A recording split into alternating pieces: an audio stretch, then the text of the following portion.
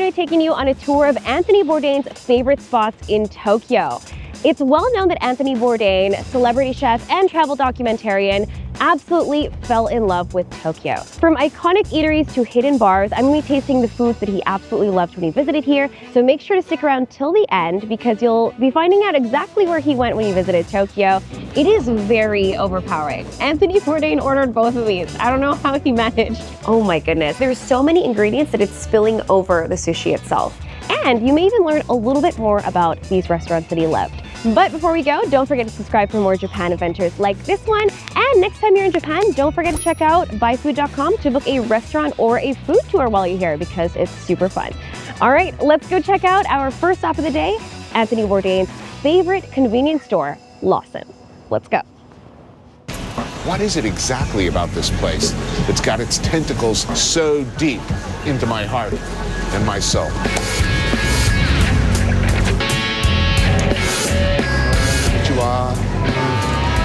Where are you? I know you're around here somewhere. Pillows of love. Egg salad from Lawson. Need a beverage.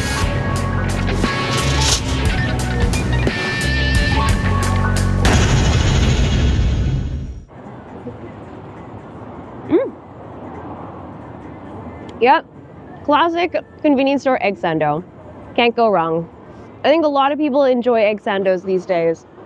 It's probably Anthony Bourdain who popularized them in Japan though.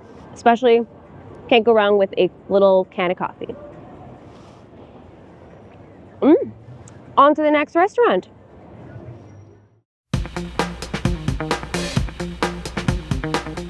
I am here now in Ueno in the famous Ameyoko shopping street, which is definitely a shopping street that you cannot miss when you visit this area.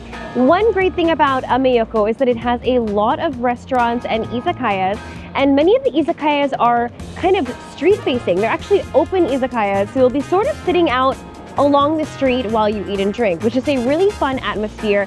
And one of those izakayas that we'll be visiting today that Anthony Bourdain visited in his series called Parts Unknown is right here behind me. It's called Daitoryo, which actually means president. I don't know where the name came from, but it first opened in the year 1950.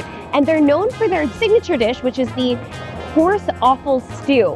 Offal meaning innards. And apparently this is a menu item that has not changed in recipe ever since it first opened. The vibes are impeccable. There's a ton of locals here. They clearly just come here for lunchtime. They'll probably be here in the evening as well, but I think that's a sign that it is very authentic. So let's go in and try exactly what Anthony Bourdain ate when he was there. Let's go inside.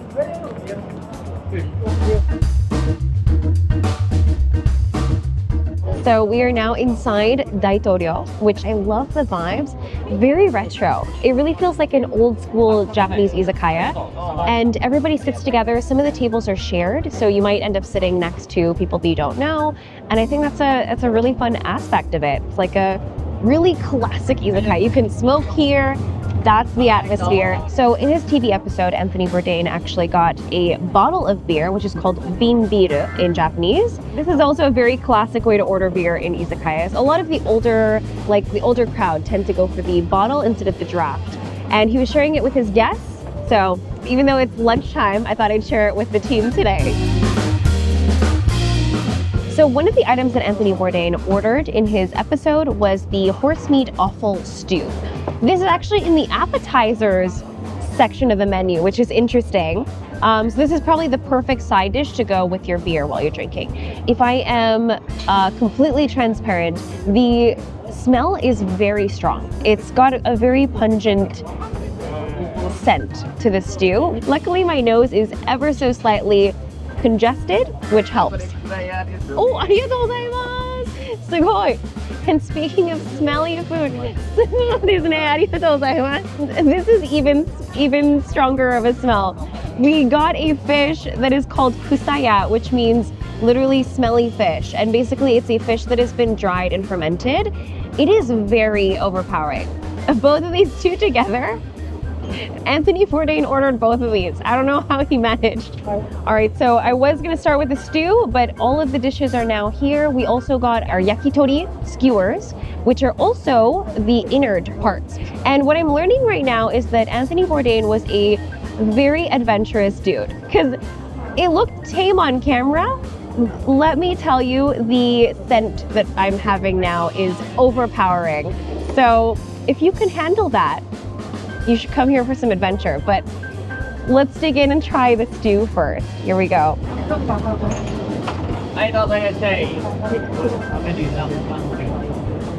The flavor is very nice. The texture is also not weird. If you didn't know what it was, it's just meat in a stew. I think the tofu personally really adds an additional nice texture. The stew is very tasty and like warming. All in all, very enjoyable. I think if you can get past the significant scent, then you would enjoy it. I think a beer is very necessary to go with it, but classic dish here. Worth a try if you're adventurous. Now, speaking of adventure, let's dive into the smelly fish, the kusaya.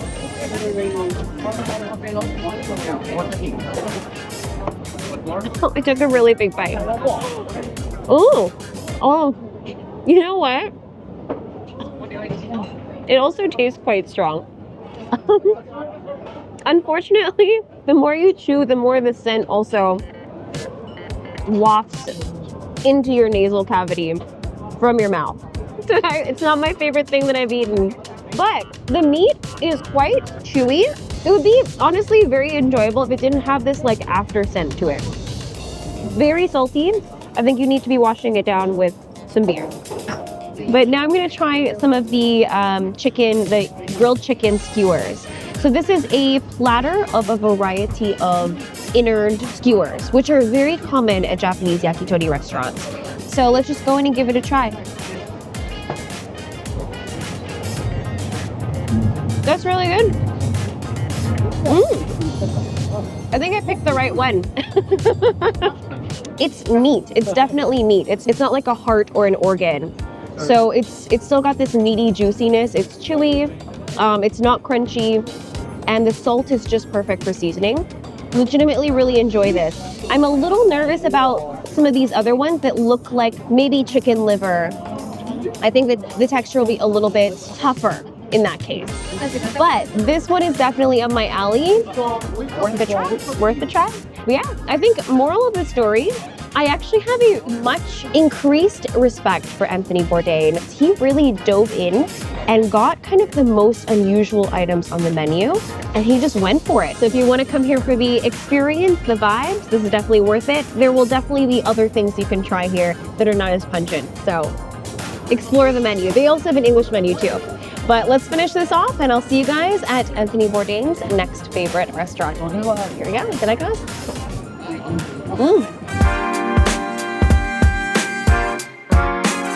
Next up, I'm going to be checking out another long-established restaurant right here called Chanko Edosawa. And this restaurant has been serving the food of the sumo wrestlers called Chanko Nabe, a hearty stew, since 1974 in the Ryogoku region, which is known for having many sumo stables in the area. So it's a great place to watch a sumo tournament. And 20 years ago, Anthony Bourdain came to visit this area. He went to watch a sumo tournament nearby in Ryogoku, and then he came to check out this restaurant to try the sumo wrestler's famous dish, Chanko Nabe. So I thought I'd check out the same restaurant and try the same foods that he did. Why don't we go inside and give it a try? Have a hearty meal. Let's go. いらっしゃいませ。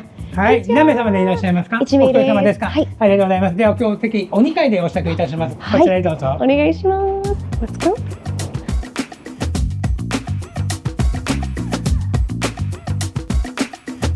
All right, so we're now inside the restaurant, and clearly a lot has changed. The interior looks very different from the episode that Bourdain filmed for his series A Cook's Tour. And it seems that they've renovated once, but a very long time ago, to the point that the owner doesn't even remember when he renovated the interior. And today I'm gonna be eating a classic sumo wrestler's Chanko Nabe hot pot. This one right here, it's called the Ozeki Chanko Nabe. It's very voluminous. There's pork, there's chicken, there's chicken meatballs, there's mochi, everything is in it. So I think we'll get one of these and a popular sushi roll, which you'll find out what it looks like when we get it. I'm excited. はい、失礼します。すごい。こちらが大関ちゃんこですね。2人前分支度になります。はい。1974年に静岡の浜松で1号店が開かれたんですが、その時に、江戸沢というしこ名の力士がお店を開いたと聞いております。へえ。なぜ相撲さんはちゃんこ鍋を食べるんですか？ちゃんこ鍋の由来は、いろんな諸説があるんですが、ちゃんはお父さんのこと、親のことですね。で、こは子供のこと。で、ちゃんこで親子で食べるのがちゃんこ鍋っていうのが由来と聞いております。昔の方は4本足、豚や牛は昔は食べないというのが相撲部屋の流れであって、なぜ4本足だと良くないんですか？お相撲は、手をつくと負けなんですね。なんで豚と牛は4本足、手がもう地面についてる状態なので縁起が悪いということで昔は鶏肉を食べたというふうに伺っている。今は他のお肉も入って入るようになりましたね。はい、ちょっとただベースは出汁は今でもうちも鶏ガラで取っております。なるほど、すごい興味深いですね。素晴らしい。ありがとうございます。はい、ありがとうございます。ごゆっくりしてくださいませ。いろいろ勉強になりました。ありがとうございました。はい、お料理もう一品お支度ができました。じゃあ人気のこぼれ巻き寿司になります。美味しそう。はい、お召し上がりください。ありがとうございます。もりもりですね。そうですね。Oh my goodness, this looks so good. I couldn't resist ordering this because it just looks incredible. So the word koborezushi means to spill over, and it literally is spilling over. There's so many ingredients that it's spilling over the sushi itself. So while we're just waiting for the rest of that to cook up, let's try the koborezushi. It looks really, really tasty.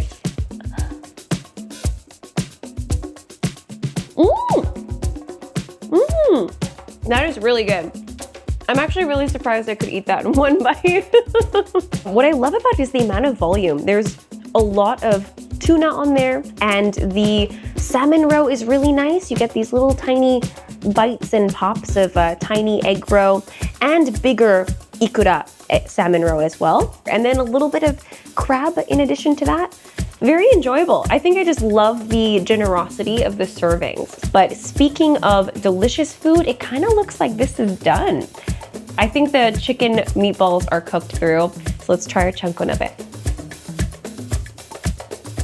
Oh, yum.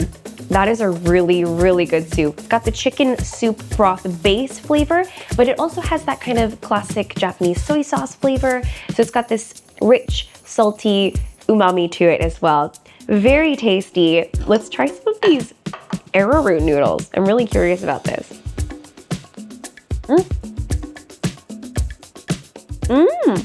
It is very chewy. Almost like a bouncy mochi-like texture. It's more chewy than your average noodle, but really tasty. I actually really love the texture, and it absorbs the flavor of the soup. Let's try the tsukune chicken meatball that I made myself by just putting it into the bowl.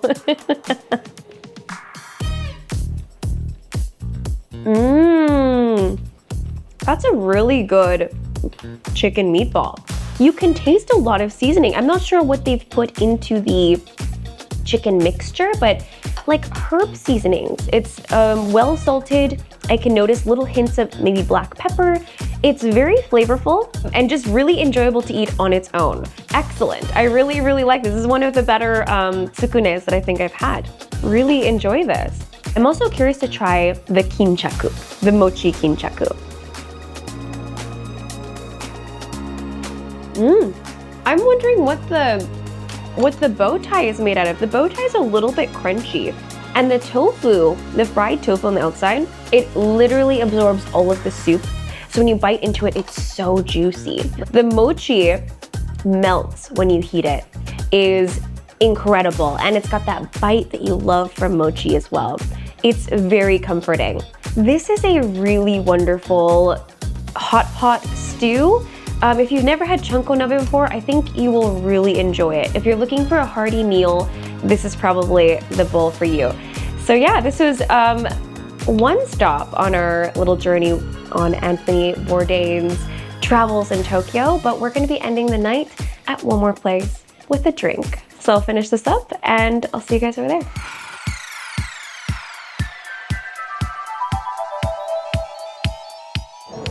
To wrap up the day, I'm here in Shinjuku at Omoide Yokocho, which translates to Memory Lane. And this is a very popular drinking alley here in Shinjuku. Recently, this drinking alley has been known to be a little bit touristy, but it actually has a very long history. This drinking alley has been around since post-World War II. It kind of started up in the 1940s as a bunch of little food stands when the rest of Shinjuku had been destroyed and was all but rubble. And some of those shops even kind of remain today. You can still see similar shops here now if you walk down this lane. So it does have a lot of history, and the bar that Anthony Bourdain checked out in his series called Parts Unknown is actually located right down this lane. He visited here about 12 years ago to a bar called Bar Albatross. It's a really tiny bar with a really cool vibe, and it only seats about 30 people apparently. So I thought we could go in and check it out and see how it looks today. Let's go down memory lane.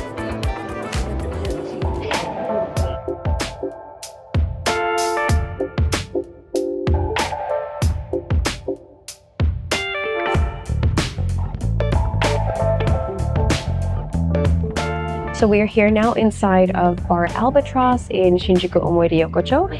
It's 28th year. So this bar has been around for a very long time. And Bourdain apparently visited here 12 years ago.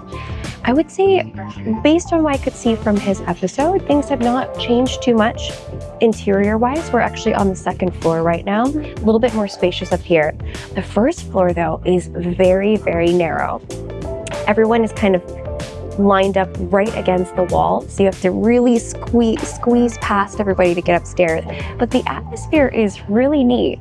So if you're kind of looking for almost speakeasy style, this sort of has those vibes. And it's a surprisingly tall building despite being in the Omoide Yokocho street. So it seems like a really cool, chill place to sit and enjoy some drinks. So speaking of which, we've actually ordered for the team. We're all going to enjoy a drink here today. But I got one called the Shinjuku Bomber, which is lychee, and cassis, which is blackcurrant liqueur. And yeah, it looks really good. It's got a little lemon on top. See how it tastes? Come by.